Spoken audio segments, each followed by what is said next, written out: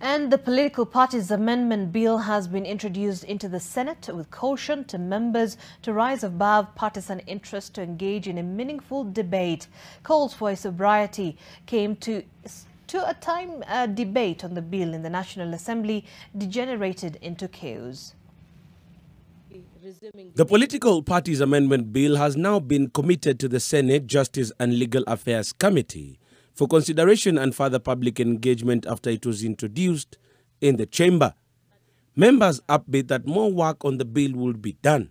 Immediately the bill was introduced, members called for sobriety in debate. There was direction that this bill be discussed comprehensively and thoroughly and robustly.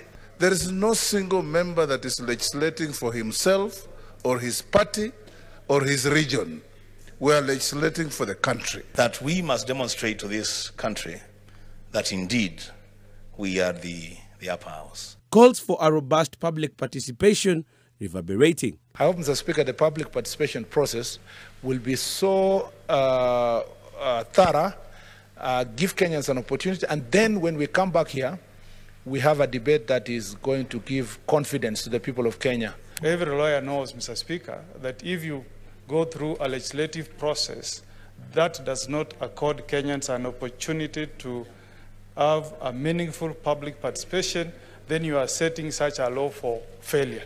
For me, on my part, I'm not going to hope that the due process is followed. I'm not going to hope that we'll do the right thing. I'm going to reassure Kenyans that from where I sit, this House will do the right thing. The question as to whether this House intends to give the full breadth and length of time and indulgence to members of the public for them to ventilate, to bring up their views, their memoranda to this House, Mr. Speaker, on this bill, is fully discharged by the schedule I personally saw that has been prepared for the Committee on JLAC by the chairperson, Mr. Speaker.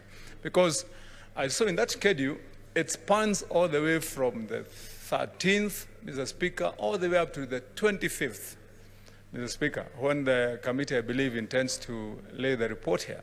It took the National Assembly 4 special sittings amid chaos to complete debate, voting and eventual passage of the bill, with camps allied to the handshake team, that is President Uhuru Kenyatta, and ODM leader Raila Odinga, and those allied to Deputy President William Ruto, taking hard stands as well as fight to maintain their positions. Members now vote. The handshake team pushed through the amendments proposed. The entertainment we got in the other house was sufficient to mar the name of the parliament, but we can redeem that using this house, Mr. Speaker. It is very important that we rise above what we saw in the National Assembly by ensuring that we have and follow the Constitution as provided for. Mr. Speaker, I think you are a very lucky speaker because there is no time you have ever wished to come to your chair with a helmet. Because this is a house where we talk, we debate, we agree, we disagree, but with dignity and with the respect that this house carries. However, despite assurances that decorum would prevail, Order. It is not lost that the Senate has members from the two camps, as they are expected to stick to the lanes as seen in the National Assembly. Mr. Speaker, sometimes I hear people saying we are not a conveyor belt, but sincerely we are. I mean, all houses are conveyor belts. You're just moving it from one house to the other, then to somebody else, because we are not the final guys. The final signature is not ours. I want to encourage the Justice and Legal Affairs Committee. Speak the truth.